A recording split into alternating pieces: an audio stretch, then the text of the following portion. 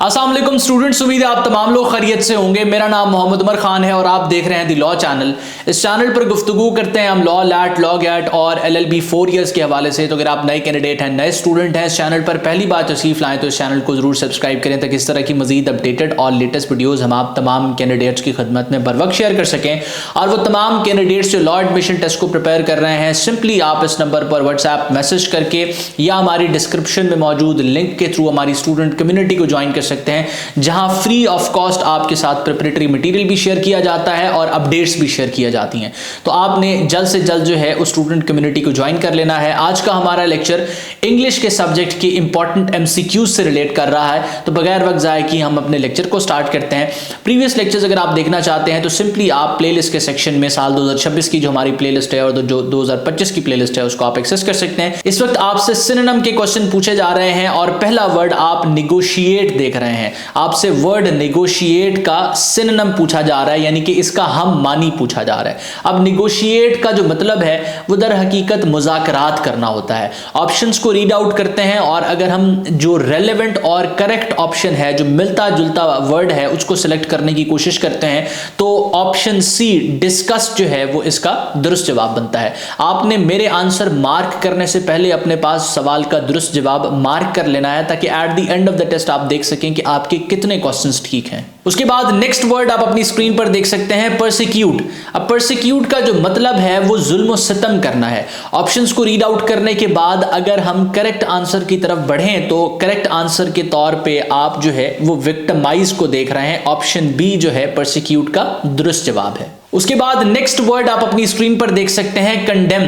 अब कंडेम का जो वर्ड है इसका आपसे सिनोनिम पूछा जा रहा है। अब कंडेम जो है इसका उर्दू में मतलब होता है किसी भी चीज की मजम्मत करना। जब कोई ऐसा हादसा होता है जिसकी आप मजम्मत करना चाहते हैं तो आप ये वर्ड कंडेम यूज करते हैं। तो ऑप्शंस को रीड आउट करने के बाद अगर हम करेक्ट आंसर की तरफ बढ़ें तो ऑप्शन ए क्रिटिसाइज जो है वो इसका दुरुस्त जवाब बनता है। उसके बाद आपसे वर्ड ऑब्जेक्टिव का सिनोनिम पूछा जा रहा है, इसका हम मानी पूछा जा रहा है। अब जो वर्ड ऑब्जेक्टिव है इसका मतलब है मकसद। ऑप्शंस को रीड आउट करने के बाद अगर करेक्ट आंसर हम देखें तो ऑप्शन बी गोल इसका करेक्ट आंसर बनता है। उसके बाद नेक्स्ट वर्ड आप अपनी स्क्रीन पर देख सकते हैं और वो वर्ड है मैक्सिम। मैक्सिम कहते हैं ज़रबुल मिसल को, कहावत को। ऑप्शंस को रीड आउट करने के बाद अगर आप करेक्ट आंसर मार्क करना चाहें तो सेइंग जो है ऑप्शन बी इसका दुरुस्त जवाब है। उसके बाद आप वर्ड देख रहे हैं आल्टर। आल्टर का आपने सिनोनिम जो है वो हम मानी सेलेक्ट करना है। अब ऑल्टर का जो मतलब है वो बेसिकली तब्दील करना है। ऑप्शंस को अगर हम रीड आउट करें तो करेक्ट आंसर ऑप्शन ए की सूरत में हमारे पास मौजूद है। अच्छा, वो तमाम कैंडिडेट्स जो 25 जनवरी 2026 के लॉ एडमिशन टेस्ट को प्रिपेयर कर रहे हैं और इसी तरह के रेलेवेंट क्वेश्चन से प्रिपेयर करना चाहते हैं, कम वक्त में अच्छी तैयारी करना चाहते हैं, तो आप तमाम कैंडिडेट्स दी लॉ अकेडमी के लैट प्रिपरेटरी बैच पे रिलाई कर सकते हैं। इस वक्त 25 जनवरी के टेस्ट के लिए साल 2026 क्योंकि स्टार्ट हुआ है तो न्यू ईयर डिस्काउंट हम 50% की सूरत में दे रहे हैं। आप 50% फीस डिस्काउंट अवेल कर सकते हैं और लॉ एडमिशन टेस्ट जो है वो अपना इस कोर्स की सुपरविजन में प्रिपेयर कर सकते हैं। मजीद इन्फॉर्मेशन और डिटेल्स आप हमारी टीम से ले सकते हैं। व्हाट्सएप नंबर जो है वो आप अपनी स्क्रीन पर इस वक्त देख रहे हैं। नेक्स्ट क्वेश्चन की तरफ हम बढ़ते हैं, उसमें माइट के सिनोनिम का पूछा गया है। अब माइट जो है इस वर्ड का मतलब क्या है, सबसे पहले आपने ये देखना है और उसके बाद ऑप्शंस में से करेक्ट आंसर को मार्क करना है। अब ये जो वर्ड माइट है इसका मतलब है छोटा। ऑप्शंस को रीड आउट करते हैं और करेक्ट आंसर के तौर पे हम जो है वो ऑप्शन सी को मार्क करते हैं, स्मॉल। उसके बाद आप नेक्स्ट वर्ड देख रहे हैं और वो वर्ड है गॉर्जियस। अब इसका आपसे हम मानी सिनोनिम पूछा जा रहा है। अब ये जो वर्ड गॉर्जियस है इसका उर्दू में मतलब है खूबसूरत। ऑप्शंस को रीड आउट करने के बाद अगर आपने ऑप्शन डी मैग्निफिसेंट को जो है वो मार्क किया है तो आपका जवाब बिल्कुल दुरुस्त है। अब नेक्स्ट आप अपने सामने जो वर्ड देख रहे हैं वो वर्ड है नर्चर। अब ये जो वर्ड है इसका आपसे एंटोनिम पूछा जा रहा है। यही गलती स्टूडेंट एग्जाम में करते हैं कि सिनोनिम सॉल्व कर रहे होते हैं, एंटोनिम स्टार्ट हो जाते हैं, वो एंटोनिम पे गौर नहीं करते कि यहाँ क्वेश्चन में उनसे एंटोनिम पूछा जा रहा है और वो फिर सिनोनिम ही मार्क करते जाते हैं। तो नर्चर जो है इसका एंटोनिम उलट आपसे पूछा जा रहा है। तो नर्चर का सबसे पहले आपको मतलब पता होना चाहिए। इसका उर्दू में मतलब है परवरिश। अब ऑप्शंस को रीड आउट करके आपने इसका एंटोनिम फाइंड आउट करना है। अगर आपने इसके एंटोनिम के तौर पे निग्लेक्ट ऑप्शन सी को मार्क किया है तो आपका जवाब जो है वो बिल्कुल दुरुस्त है। उसके बाद नेक्स्ट वर्ड आप अपनी स्क्रीन पर देख सकते हैं और वो वर्ड है क्रेविंग। अब क्रेविंग कहते हैं ख्वाहिश को। अब इसका एंटोनिम आपने मार्क करना है। ऑप्शंस को रीड आउट करने के बाद अगर करेक्ट आंसर के तौर पे आपने डिसटेस्ट ऑप्शन बी को मार्क किया है तो आपका जवाब बिल्कुल दुरुस्त है। उसके बाद नेक्स्ट वर्ड आप अपनी स्क्रीन पर देख सकते हैं यूसर्प। अब यूसर्प जो है इसका उर्दू में मतलब है बर्बाद करना, उखाड़ना। ऑप्शंस को रीड आउट करने के बाद अगर इसके एंटोनिम के तौर पे करेक्ट आंसर आपने ऑप्शन ए मार्क किया है तो आपका जवाब बिल्कुल दुरुस्त है। यील्ड का मतलब है पैदावार। अब नेक्स्ट वर्ड आप अपनी स्क्रीन पर देख सकते हैं और वो वर्ड है अपोजिट। अपोजिट का मतलब है उर्दू में मुनासिब। ऑप्शंस को रीड आउट करने के बाद अगर करेक्ट आंसर के तौर पे आप मार्क करना चाहें तो ऑप्शन डी जो है रैश इसका दुरुस्त जवाब है। उसके बाद नेक्स्ट वर्ड आप अपनी स्क्रीन पर देख सकते हैं ऑस्पिशियस। ऑस्पिशियस का आपसे एंटोनिम पूछा जा रहा है। अब ये जो वर्ड ऑस्पिशियस है इसका मतलब है अच्छी किस्मत वाला, मुबारक। ऑप्शंस को रीड आउट करने के बाद अगर आप इसका एंटोनिम ऑपोजिट हाईलाइट करना चाहते हैं तो लकलेस जो है इसका दुरुस्त जवाब है ऑप्शन बी। उसके बाद नेक्स्ट वर्ड आप देख रहे हैं इंक्लाइन। इंक्लाइन का मतलब है किसी की तरफ माइल होना या ढलान को भी जो है वो इंक्लाइन आप कहते हैं। अब इसका उलट आपने जो है वो सर्च करना है, इसको देखना है। ऑप्शंस को रीड आउट करने के बाद अगर इंक्लाइन के ऑपोजिट के तौर पे डिक्लाइन को आपने सर्च किया है ऑप्शन बी तो आपका जवाब बिल्कुल दुरुस्त है। उसके बाद नेक्स्ट क्वेश्चन आप अपनी स्क्रीन पर देख सकते हैं प्रोटेक्ट के एंटोनिम के हवाले से पूछा जा रहा है। प्रोटेक्ट का मतलब आप जानते हैं कि हिफाजत करना। ऑप्शंस को रीड आउट करने के बाद प्रोटेक्ट के एंटोनिम के तौर पे आपने कर्टेल को हाईलाइट किया है तो आपका जवाब बिल्कुल दुरुस्त है। उसके बाद नेक्स्ट क्वेश्चन आप अपनी स्क्रीन पर देख सकते हैं, ये वर्ड है मिसलेनियस। अब आपने इसके मीनिंग को सर्च करना है और इसका करेक्ट आंसर मुझे बताना है। हो सकता है कि इसका करेक्ट आंसर इन ऑप्शंस में मौजूद हो और हो सकता है इसका करेक्ट आंसर इन ऑप्शंस में मौजूद ना हो।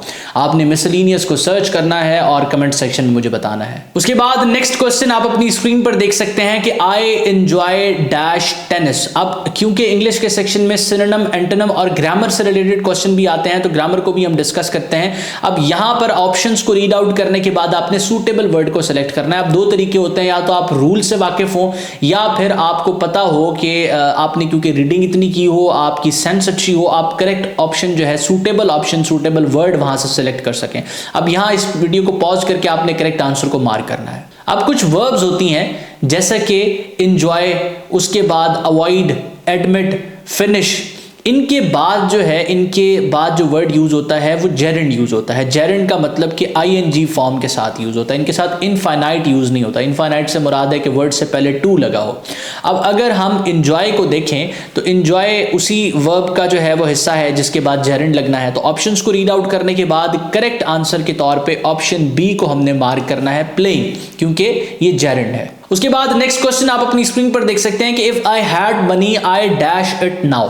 अब यहां इस क्वेश्चन को पढ़ने के बाद आप एक चीज अंडरस्टैंड करें कि एक इमेजिनेशन क्रिएट की जा रही है, एक इमेजिनरी सिचुएशन क्रिएट की जा रही है। एक इंसान मौजूद है, उसके पास पैसे नहीं है, वो एक चीज खरीदना चाहता है और वो ये सोच रहा है कि उसके पास पैसे होते तो वो इसको अभी खरीद लेता। अब एक अनरियल सिचुएशन के बारे में बात की जा रही है।